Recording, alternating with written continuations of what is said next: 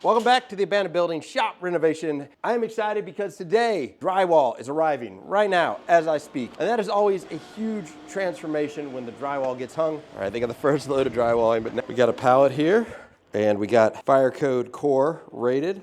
All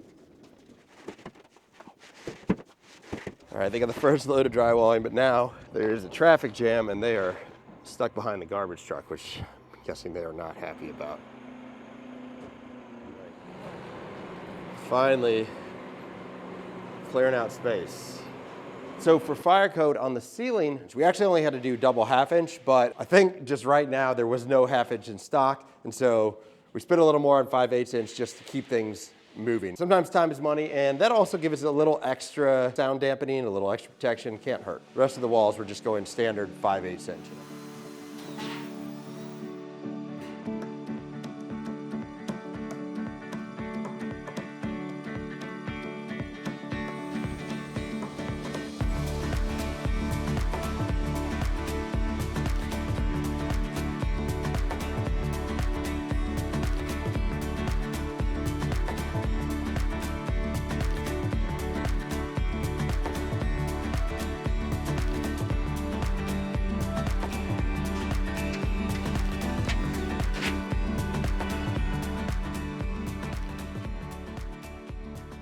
The guys have finished the ceiling and drywall in the main area, and they've actually moved into the garage area over here. And we're doing something a little different because the ceiling in here, we actually didn't demo the old plaster because it was in good enough shape that we just didn't need to have that expense of demoing it. And it's easier to just put the layer of drywall right on top of the plaster in here. So shipping off any sort of loose plaster, and we're just going right over the old plaster with the drywall.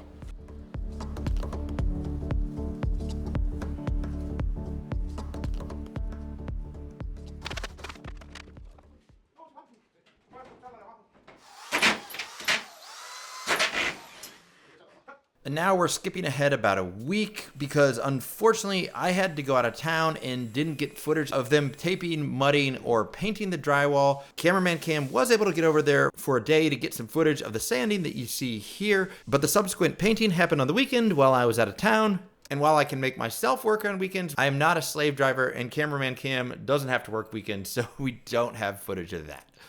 Drywall is done, and I am pretty happy how it turned out. Before I show it to you guys, we got a little tested because Tex keeps tracking down here and there's like so much drywall dust. His little paws get covered. So I am concerned that he then licks his paws and gets drywall dust, and I don't want him doing that. So because this is YouTube, we're gonna go all out and just bust out the power washer, get a little satisfying power washing montage on the new concrete floor here, and then we'll reveal the drywall.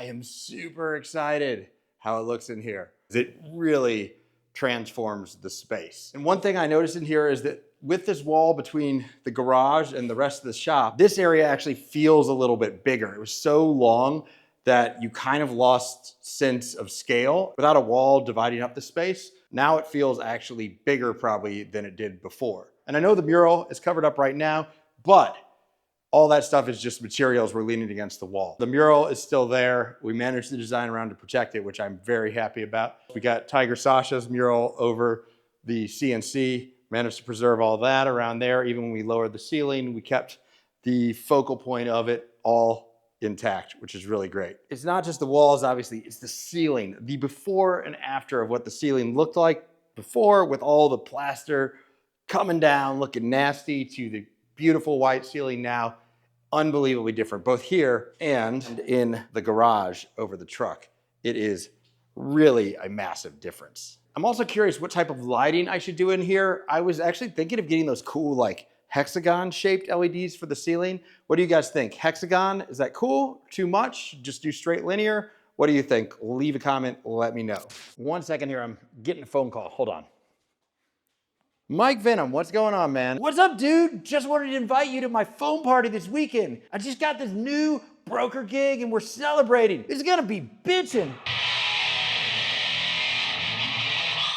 Congratulations. So what is the new broker job? Selling real estate or something? No, dude, it's with this rad company called Amsky. I'm selling data, man. My company has all this AI stuff scraping the internet for personally identifying information. Then all I gotta do is sell it to people. It's hella easy moolah, man.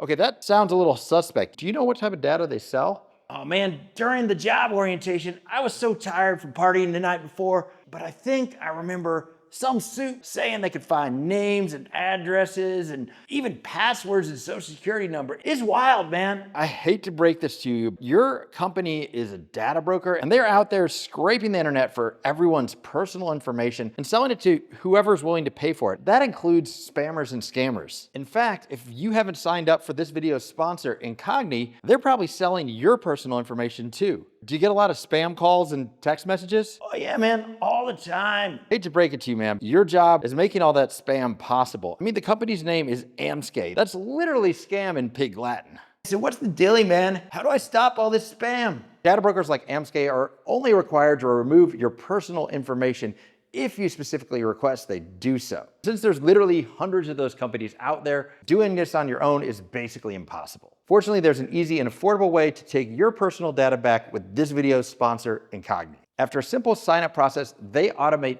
everything to submit removal requests on your behalf to all these data brokers. I personally signed up for Incogni about 10 months ago. Since then, I've seen a dramatic reduction in the amount of spam and scam calls and text messages that I receive. I can look at my Incogni dashboard today and see that they've sent 434 removal requests, and of those, 398 have been completed. Man, this is a bummer. I thought I had this rad new job, but it's totally bogus. Now I need to find a new job and figure out how to sign up for Incogni. I can't help you with your job, man, but signing up for Incogni is simple. Just go to incogni.com/Medustrial, click the link in the description, or scan the QR code on screen, and use the code Medustrial at checkout to get 60% off your annual Incogni plan. And of course, thanks to Incogni for sponsoring the video. And now let's get back to this bitchin' video.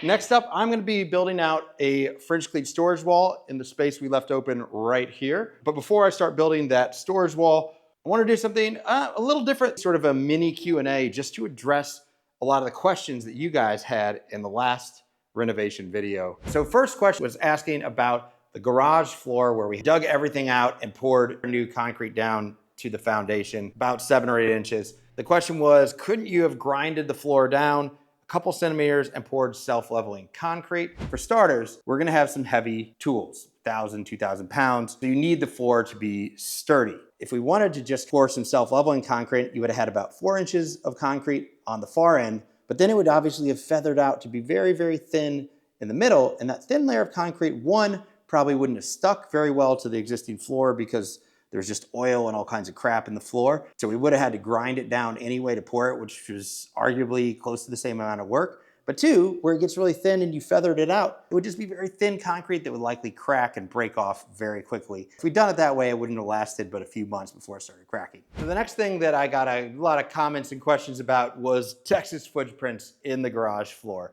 And yes, I would have loved to leave them, but unfortunately, they were right in the middle of the floor, right where the table saw and some other tools that are heavy and are gonna be on casters so that we can move them around and reconfigure the shop as needed. It would have just, unfortunately, been a hazard to have little holes in the floor. The other thing is that the plan for the floors in here is actually to put epoxy over the whole thing. The next thing I got a lot of questions about, or really more suggestions, was why I needed to use licensed contractors who are local to the area because I have the grant. As a lot of you pointed out, the grant is also designed to put money back into the local economy, not just from the business that I have here that will be paying taxes to the city, but also for the workers who are building the project. So it stimulates the local economy on multiple fronts. I also had someone suggest that maybe I should get my general contractor's license, which is something I've actually thought of doing, But for this project, it wouldn't make a difference because for obvious reasons, if you're paying yourself as the contractor with the grant money, then there is just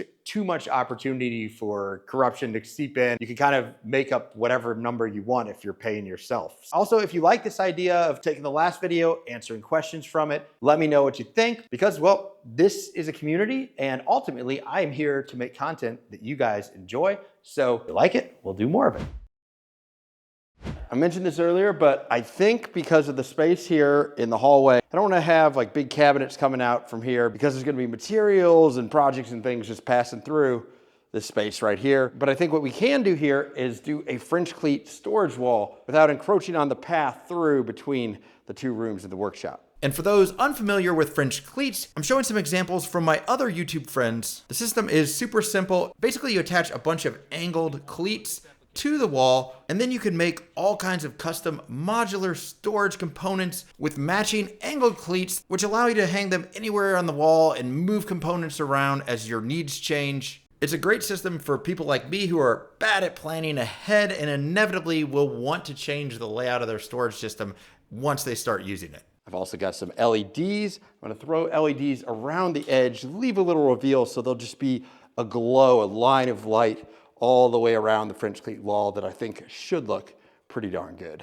And I'll be the first to admit that colorful LEDs surrounding a storage wall in a workshop is a totally unnecessary feature, but I'm also a firm believer in the idea that your environment will spark creativity. And the LEDs, along with all the street art that I have in the workshop, are inspiring to me and get my creative juices flowing. So with the LEDs wrapped around the edges, I installed the first of the 3 plywood panels that's going to make up the storage wall, leaving a 3/8" reveal gap between the edge of the plywood and the drywall, so the glow from the LEDs will surround the wood panels. So I'm looking at the next 2 pieces of the wall, and it is not a perfect square. It is close, but when you're dealing with making that little reveal around the edge, you have to get like really accurate to fill the space because you don't want that reveal getting thicker or thinner as it goes along the length of it, because that would make it very obvious that the tool wall edge is not parallel to the drywall edge. It would just look really bad. So when you're doing these slim modern reveals, we got to be accurate. We're just going to make a template of the opening, then drop that onto 2 pieces of plywood, and then we can cut it out perfectly. All right.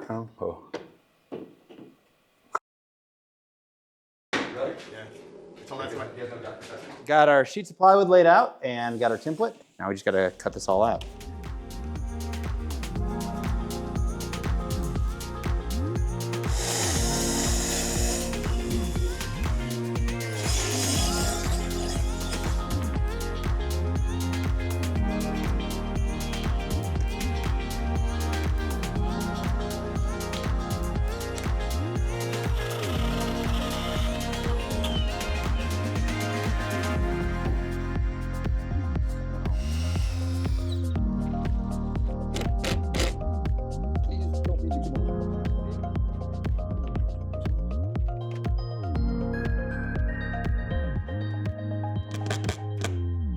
Now, hopefully the LEDs still work after all that. Yeah. Cool. So off camera, I put a few coats of finish on this and it is super nice and satin. As for the French cleats, my buddy Jonathan Katz-Moses is shipping me his new system to install on the wall. It's gonna take a few days to get here. So while we're waiting on that, we're gonna turn our attention to this wall over here. So I'm not sure why when I first moved in, I painted the rest of the garage. I didn't paint this wall. So long ago, I can't even remember why that didn't happen, but it didn't. So now is the time. We gotta uninstall these cabinets, get them out of the way, and then we can get this wall all prettied up.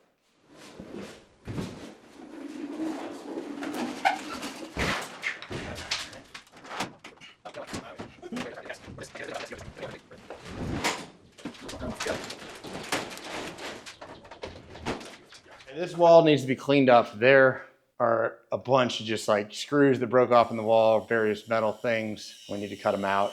And there's holes that we'll need to address too. We are working a little bit late at night tonight, and it is so bringing back memories of 5 years ago when I was getting that wall cleaned and painted to get ready for that mural to go in. The nostalgia is very real. But anyway, it's a little trickier now to power wash this wall because we don't want to mess up the brand new drywall ceiling. Probably should have done this before the drywall went in, but we didn't. So we're gonna use a really coarse wire brush and water to just kind of scrub all the way across the top. Then we can power wash the rest of it. And since I was working late, I almost made a boneheaded mistake and sprayed water all over the electrical conduit. But fortunately, I had a moment of clarity and realized I needed to cover the conduit in plastic before I did any real damage. With the edges cleaned, I could power wash the rest of the wall. And I gotta be honest here, I thought the power washing was gonna be a super dramatic transformation. In person, there was so much dirt coming off the wall and it was super satisfying to do, but for some reason on film, maybe because of the texture of the brick and all the old faded paint, you just can't see much and it's kind of boring. So sorry about that. We'll get through it quickly. There was a lot of paint that was loose or coming off. You can see there's spots where just like big swaths of paint. I just ripped the chunks off down on the floor. You can see all those white chips, just paint chips that we ripped off the wall. So ended up taking quite a bit longer than I thought. There are so many holes from just all kinds of different anchors, everything we pulled out. And I want to take this opportunity to patch them up. So I got some of this concrete crack sealant stuff and we're gonna just go around, fill all those holes in. And I'm not sure that this concrete crack sealant was the right thing for the job. Even after it cured, it was still soft. Basically, it seemed like caulk with sand mixed in it to me, and I would have liked something that cured a little bit more solid. Obviously, I could have just mixed up some mortar, but I was looking for something that I could shoot into the holes with the caulk gun. Aesthetically, I think it works fine, and it's probably not a big deal, but if you guys have any ideas of a better product I could have used, leave a comment and let me know because I'm curious. So if you guys have watched any of my past renovation videos, you know that I'm a big fan of using a paint sprayer whenever I can. But there's more prep involved in using a paint sprayer because you got to cover everything in the room with plastic. So you got to do that math of like prep time versus actual paint time. Do you save more with the sprayer than you lose with the prep? In this case, we got machines and stuff everywhere, still in the garage, and we're only doing one wall. So got this really heavy, beefy, big nap roller to do the brick. And we're just gonna roll the paint on real quick.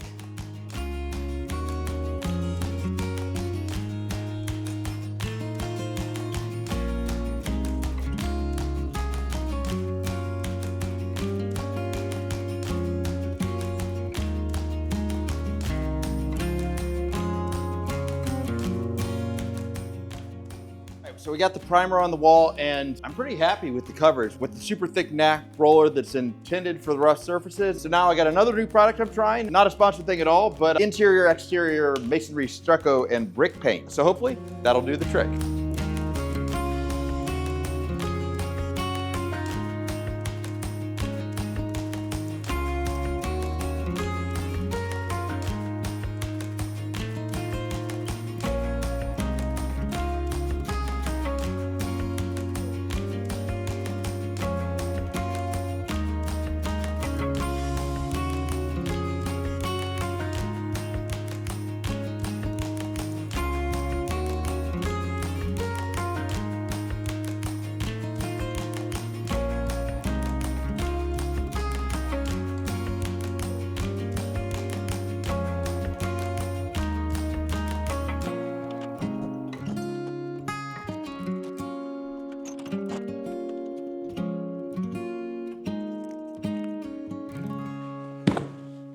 Got the wall all painted white, looking so much better. And just in the nick of time, we had mail day. Got the Cleat storage system in for my buddy, Jonathan Katz-Moses, and I am super excited to get this thing open and check it out.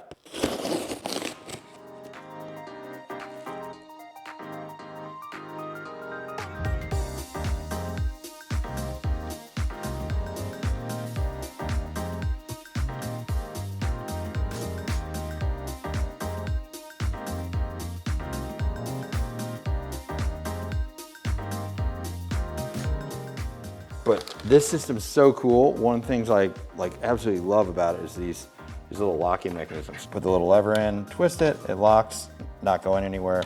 Unlock it, slide it around, put it wherever you want. Boom, it locks right back in.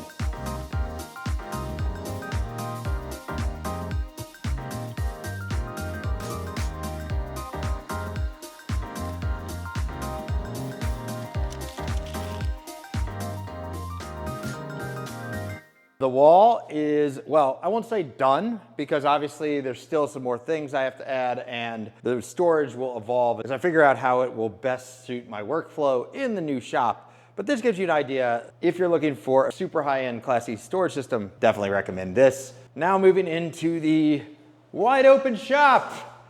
I am totally loving how this feels. It's not done yet, but it is major progress from where we started. The ceiling is beautiful, the walls, the paint, it's looking awesome. All that's really left to do in here is the electrical. We're gonna have some cool lighting on the ceiling, adding the interior garage door, which should be like a frosted glass, I think. Then obviously doing the epoxy floor in this whole space to bring it all together, putting the tools in, et cetera, et cetera. Oh, over here, for you tool nerds, I've just got this super cool new Harvey Gyro Air, a super powered dust collector. But dust collection and stuff, that is for a future video. Heading on into the front room, I absolutely love walking through the doors. Just having that double door, extra wide, creates a really nice flow between the two spaces so they really operate like a single space. And moving into the front, I think right now, the guys are arriving to start the demo on the facade. But that is where we're gonna pick up in the next video. So make sure you sub and bell to get notified when the next renovation video goes live. Dramatic makeover is about to happen in the facade of the building. As always, much love to you guys for being here, sharing this journey with me. I couldn't do it without you. That's it for this time, and I'll see you guys next time.